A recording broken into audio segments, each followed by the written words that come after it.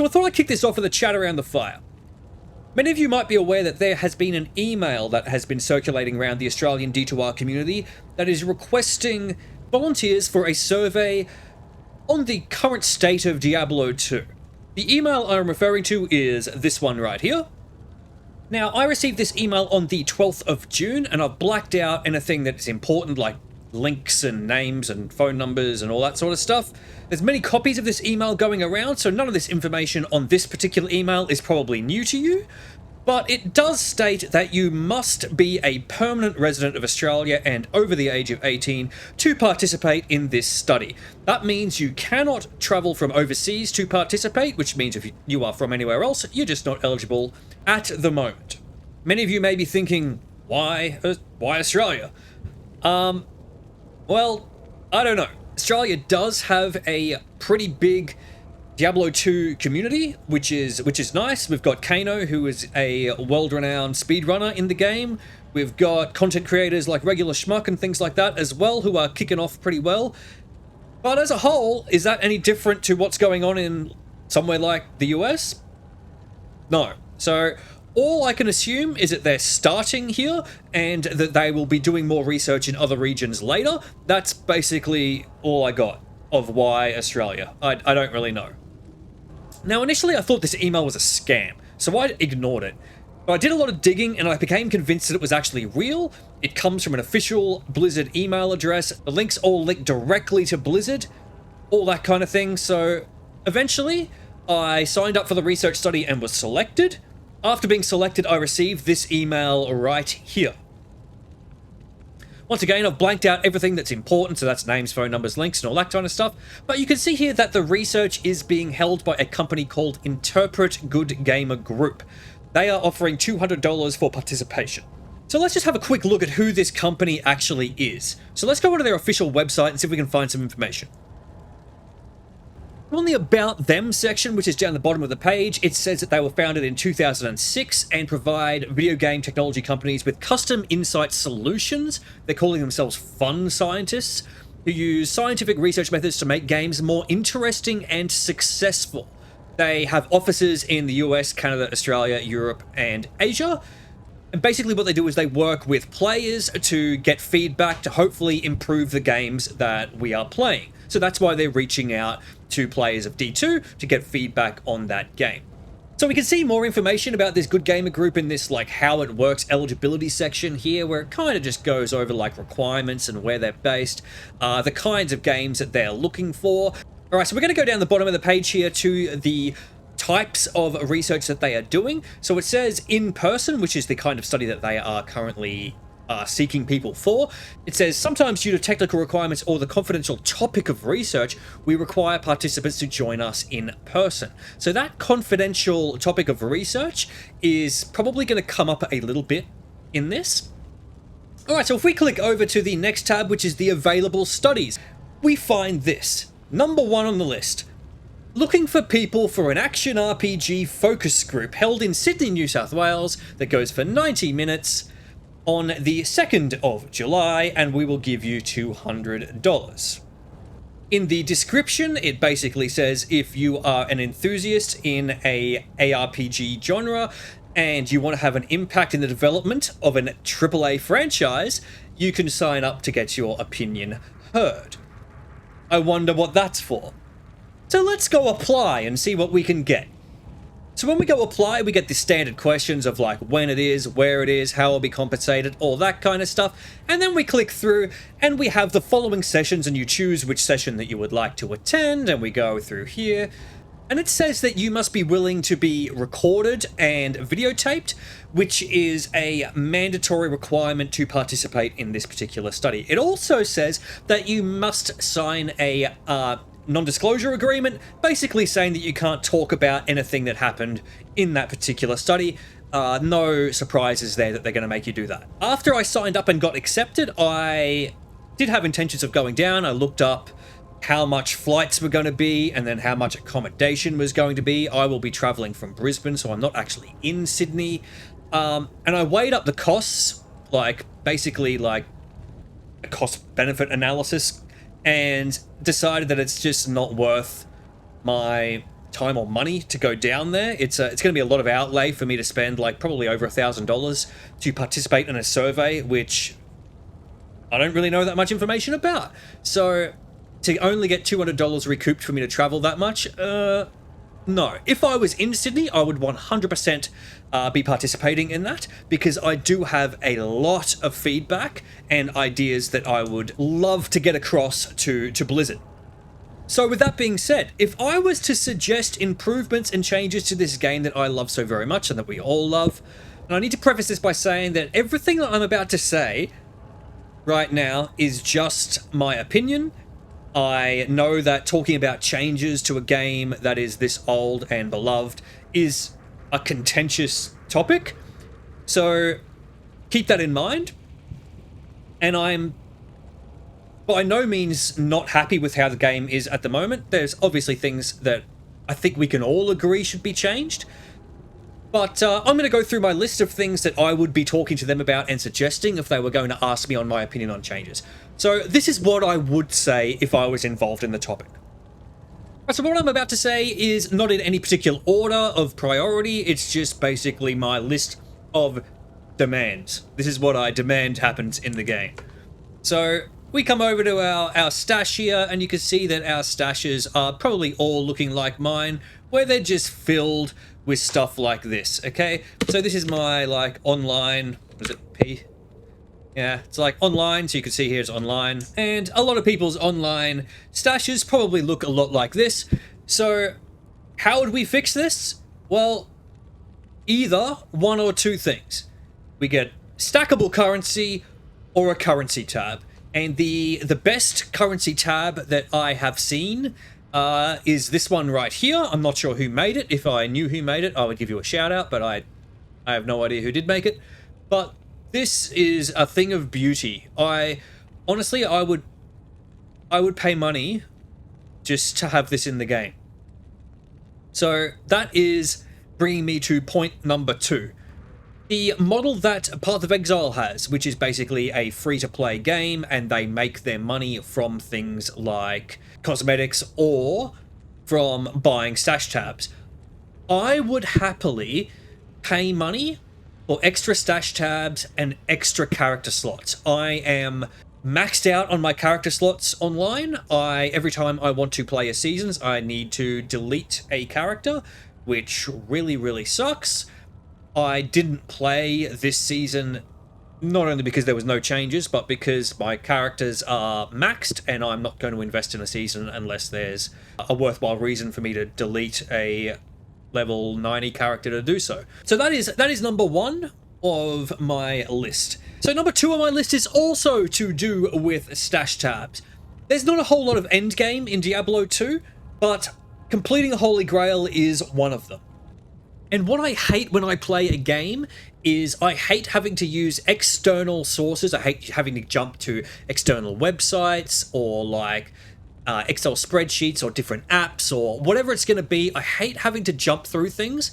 I think things should be inbuilt in the game so that you don't need to go anywhere else. So if I was to solve the Holy Grail problem, I would have it solved in one or two ways. I like the PlayStation trophy system, so it could count and you could get a percentage, and then it gets like a thing saying that you've done it. That would be one way. Or if we can go back to our PoE style where you buy stash tabs, we can copy the PoE format and have a unique set item stash tab, which looks like this.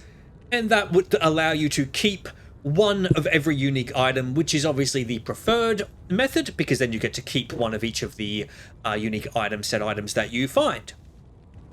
Point number 3 is loot filter. Now, primarily I just play as one because I'm a little bit antisocial and I don't really like competing for my loot in public games. So, because I'm generally an online player and I'm playing on my own, I don't really get overloaded with loot a lot of the times. The only times that it really happens is when I'm playing my Hawk Barb and I'm doing something like Trav, and I have a video on items that have actually been hidden under loot. So a loot filter is obviously another thing on that list, and all these things so far are pretty safe.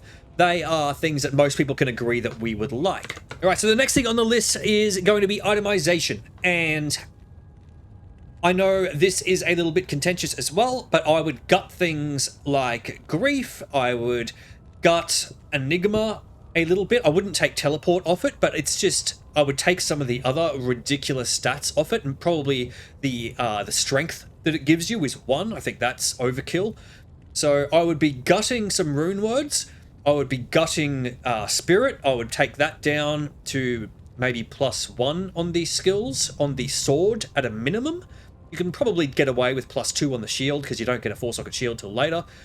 But for 4 rune words, for you to get that at the end of normal, it's just disgusting how good Spirit is.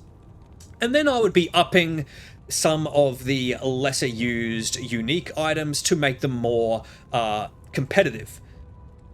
On top of that, there is the TC87 conversation. So I would love some of those TC87s to be buffed so that they're actually really good items, instead of being an item you're like, oh, this is so rare, but it's trash. The one that comes to mind that everyone talks about is obviously Tyrael's Might, and everyone's saying, put Teleport on Tyrael's Might. And yes, that is a fantastic idea. Another interesting idea that I heard recently was to put a random shrine effect that cycles through on Tyrael's Might, which also means you cannot be cursed, which would be another interesting thing. And these things are great for a conversation starter at a bare minimum anyway. But that's enough about itemization. We're going to move on to my next point, which is Mosaic.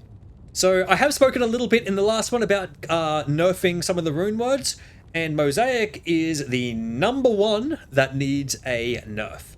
So I have some suggestions of things that I would like Mosaic to be. I think Mosaic is a great idea because the martial arts tree is not used really at all by anyone.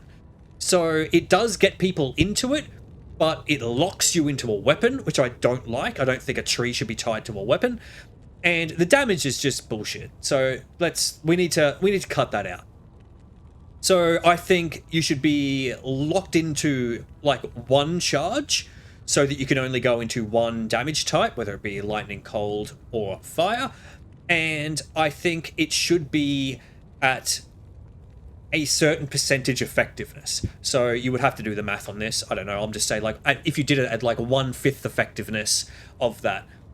But then on top of that, I think that it should be more expensive on the rune words, but made 100% to not lose a charge on 1 mosaic, so that you can still use another claw and open up other opportunities.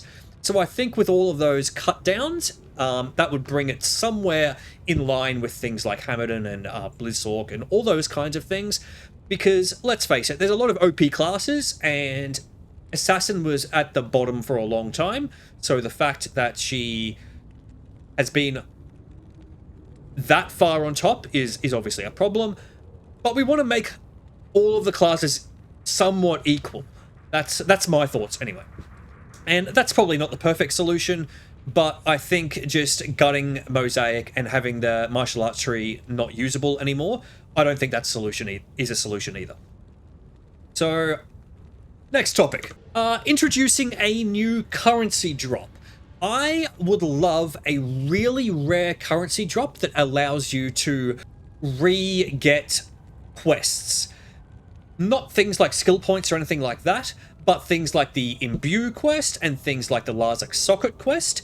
I think if you found a rare currency, something along the lines of the runes here, maybe it would be as rare as like a Vex rune or something like that. It allows you to take it to Larzac and he will socket another item for you. All right, where are we now? We are Tal Rasha's Tomb. So Tal Rasha's Tomb is probably one of the better ones, but my next thing is going to be in Terror Zones here and their density. So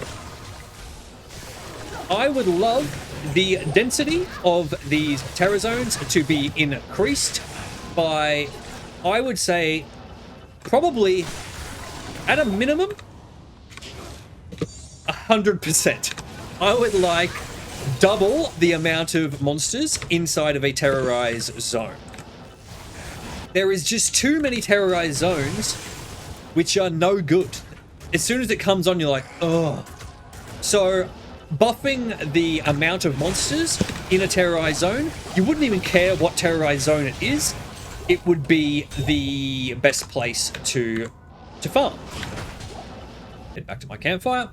All right, the next thing on my list is actually the lobby and the interaction that they have. I think this needs a rework. It's not very social. It's not very good. I mean, I'm not very social anyway, but I can understand for people who would like to have guilds and would like to have like lobby and to be interacting with other players and to find teams to play in and things like that.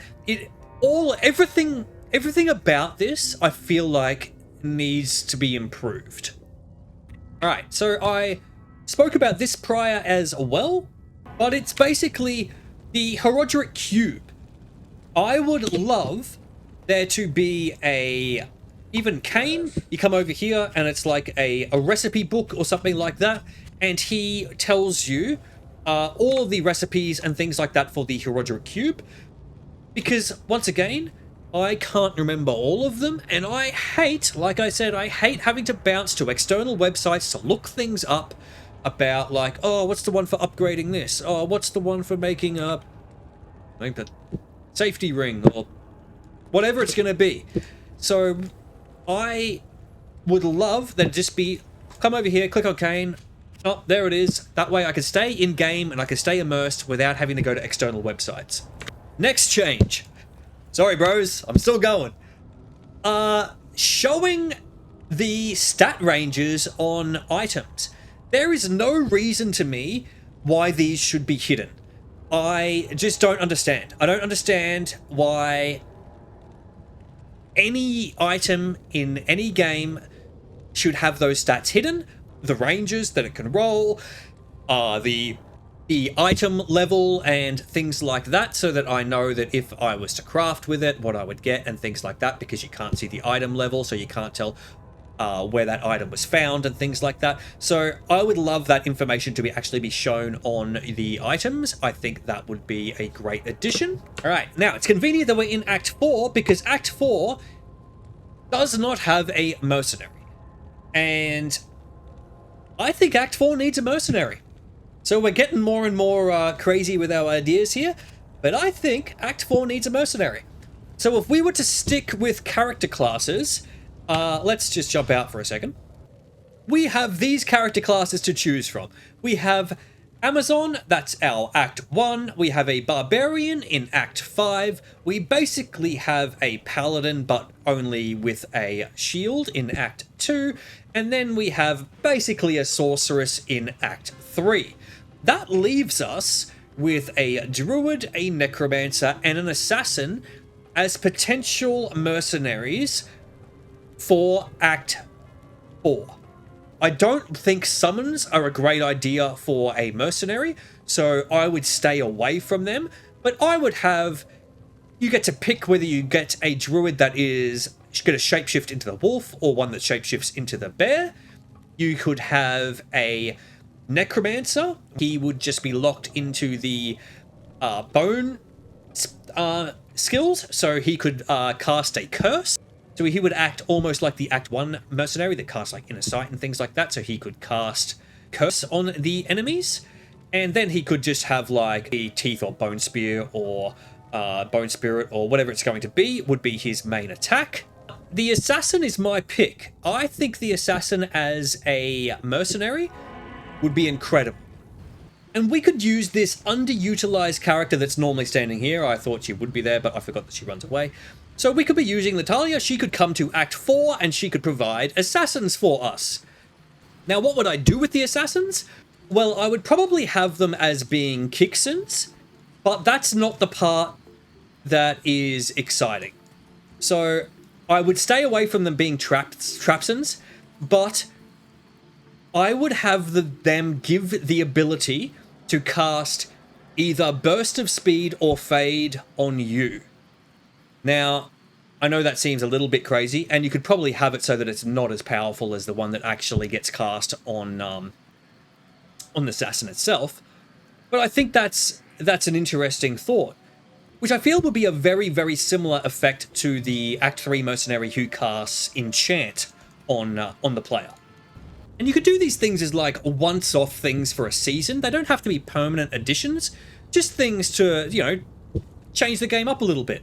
And speaking of changing the game up a little bit, the next one, adding mods. I think the ability to have things like Project Diablo 2 have access to D2R is integral to the game staying alive. So I would absolutely allow that as one of my changes. And finally, my big grand finale crazy idea is there is really no end game apart from Ubers and Holy Grail in D2R.